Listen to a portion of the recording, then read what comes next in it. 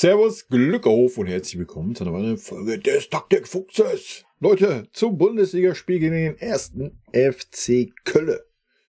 Ersten FC Köln, für den es um alles geht. Jo. Wie immer, Leute, wenn euch gefällt, was ihr seht, scrollt mal unter das Video, da findet ihr den Abonnieren-Button. Den könnt ihr gerne mal betätigen. Ist völlig kostenlos auf YouTube und ihr supportet damit den Kanal hier. Vielen lieben Dank. Und damit würde ich sagen, gehen wir auch schon direkt rein. Ja. Wie wir meine Aufstellung in einem Spiel gegen den ersten FC Köln, das zwischen Arsenal liegt. Ja, da gibt es natürlich einiges zu beachten und ja, wir fangen an mit Manu Neuer. Würde ich trotz alledem aufstellen, zumindest solange er schmerzfrei ist. Wenn nicht, kommt natürlich der Ulle wieder rein. Beziehungsweise ich würde den Peretz bringen. Sage ich euch, wie es ist. Ich finde es super schade, dass der wieder so links liegen gelassen wird. Also sollte Neuer fit sein, spielt Neuer. Allein der Eingespieltheit wegen sollte er irgendwie leichte Wehwehchen haben, was in seinem Alter und seiner verletzten Historie sehr gut sein kann. Dann sollte man ihn schon und man sollte den Peretz mal aufstellen. Gut. Ansonsten bin ich für unsere Viererkette, die wir einspielen werden. Und zwar wie gehabt mit Miosch als rechter Verteidiger, sollte klar sein. Allerdings würde ich Guerrero auf links bringen, weil Davis ist gesperrt gegen Arsenal. Und ja, dann kann sich der ganze Bums schon mal ein bisschen finden. Ist vielleicht gar nicht verkehrt gegen Köln. Die werden jetzt nicht so das super Offensivfeuerwerk abreißen. Da kann man sich auch noch mal ein bisschen Selbstvertrauen holen. Von daher ist das meine Viererkette. Defensive Mittelfeld, bei mir auf jeden Fall Pavlovic am Start. Ja. Ich denke, man hat auch gesehen gegen Arsenal, dass er uns gefehlt hat. Er ist jetzt wieder ein bisschen länger im Training, von daher würde ich ihm ein bisschen Spielzeit geben gegen Köln und gucken, wie es geht. Ob es dann eine Halbzeit ist, ob 60 Minuten sind, muss man sehen, einfach um zu schauen. Wie geht's? Wie fit ist er? Reicht's dann für das Spiel gegen Arsenal? Da ist so ein Spiel gegen Köln natürlich die perfekte Geschichte. Daneben würde ich einen Goretzka bringen. Ja, da ist er wieder. So, Leute, wie ich sagte. Für mich Pavlovic und Goretzka. Einfach im Hinblick auch hier Goretzka mal wieder das Zusammenspiel mit Dyer und De Ligt, vielleicht im Dreieraufbau oder sowas. Das könnte eine Option werden gegen Arsenal eventuell, je nachdem, wie der Spielverlauf werden wird. Und ja. Als Alternative haben wir natürlich einen Conny. Ja, keine Frage. Zack. Bam. Ja, egal, wenn Pavlovic nicht wirklich lange kann oder sowas. Ansonsten natürlich auch als Alternative für Neon. Ja, wild. Wild. Was hier heute los ist. So, weiter geht's, Leute. Wir kriegen das zusammen. Macht euch keine Sorgen. Ne? Wir kriegen das zusammen hier. Und wenn es eine Stunde dauert, wir kriegen eine Aufstellung zusammen. Für euch ist es ja dann pausiert, also habt ihr ja keine Sorgen. Ansonsten bei mir die Außen würde ich knallhart einen Taylor und einen Brian bringen. Zack. Einfach im Hinblick, Leroy. Ja, Leroy hat starkes Spiel gegen Arsenal. Davor die ganze Zeit Schmerzen gehabt. Gnabry wird sehr wahrscheinlich ausfallen. Von daher sollte man kein Risiko eingehen, dass ein Sané auch noch ausfällt. King, ja, King ist auch noch nicht so im Spiel. King wäre für mich die erste Wechseloption hier für einen von den beiden. Aber ich denke, da können sich beide mal zeigen gegen Köln und da kann man vielleicht auch ein bisschen was sehen, ob der ein oder andere vielleicht sogar eine Option für Arsenal wäre, weil, wie gesagt, ein Gnabry ist definitiv nicht dabei. Und es kann hinten raus gegen Arsenal halt immer noch offensive wieder nötig sein. Ne? Wie wir das Ganze aufstellen hier, ich denke, gegen Köln könnten wir den ganzen Bums natürlich auch so aufstellen. Ja. Brian auf die Halbposition, auf die andere Halbposition. Können wir Musiala bringen. Ohne klaren Zehner. Ich denke, Pavlovic sieht man auch, dass er in die Räume gehen kann. Ansonsten kann natürlich auch Musiala in die Räume gehen. Harry Kane lässt sich super oft fallen, so dass wir dann vorne immer noch eine klare Spitze hätten. Aber auch ein Tell kann sich mal auf rechts fallen lassen, auf links. Wir sind da ja super variabel aufgestellt, ja, was unsere vorderen Spieler anbelangt. Von daher, es ist eigentlich Wurst, wie rum ich es einzeichne. Ich könnte es genauso gut so rum einzeichnen. Ja, dass wir hier auf eine Dreierlinie gehen, vor allem im Harry Kane. Würde am Ende des Tages nichts ändern. Ja. Könnt ihr euch aussuchen, wie rum ihr es aufstellt. Ich denke, jeder, oder es sollte zumindest so variabel sein, wie ich es gerade erklärt habe. Ja?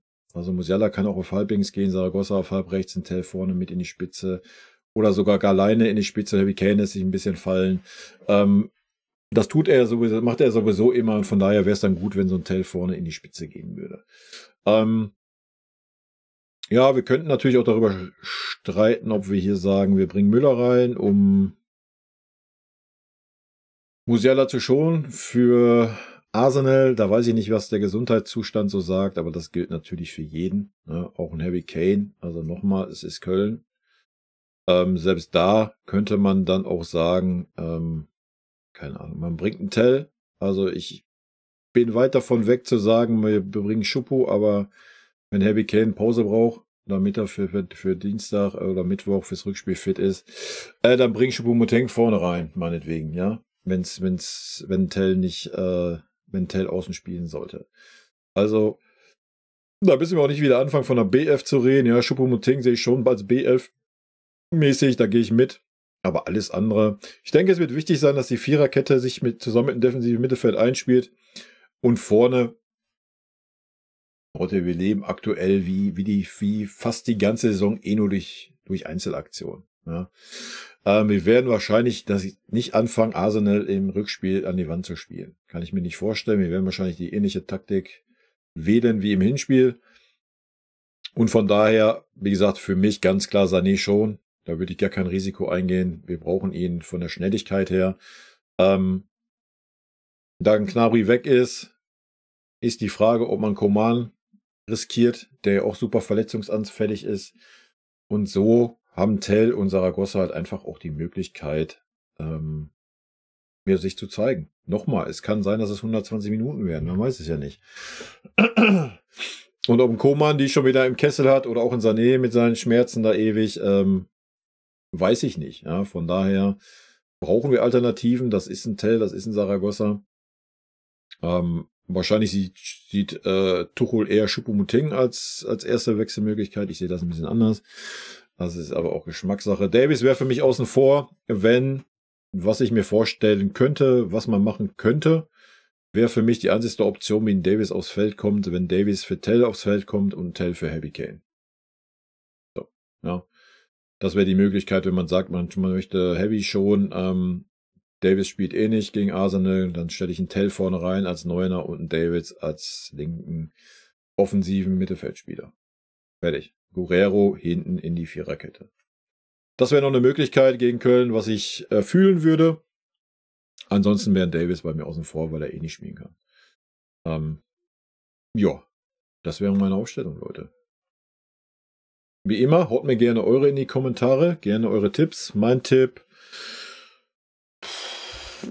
unsere Mannschaft ist gerade wirklich nicht einzuschätzen. Und ich kann es verstehen, wenn gerade diese Künstler, gerade auch King, wenn der jetzt spielen würde, dass er ein bisschen zurückzieht, vielleicht auch Musiala, ich weiß es nicht. Ja, dass die irgendwie dann jetzt das Rückspiel im Hinterkopf haben, wo es das Einzige ist, wo es noch um irgendwas geht diese Saison, kann man dann schon verstehen. Von daher würde ich einfach mal ein bisschen durchtauschen. Ja. Bei uns ist aktuell alles drin, von bis.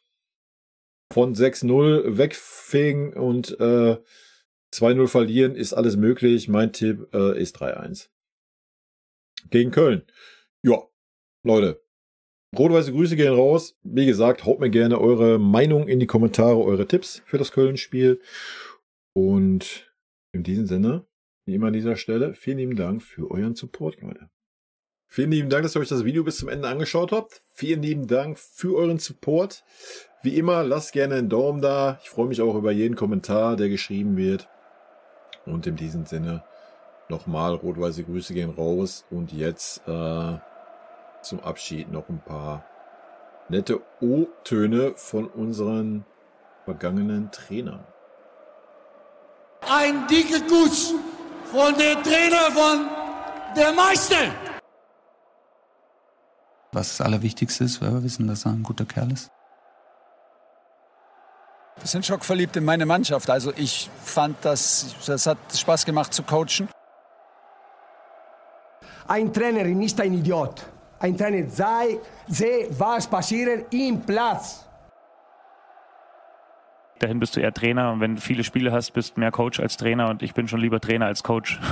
Geiler Satz. Magic.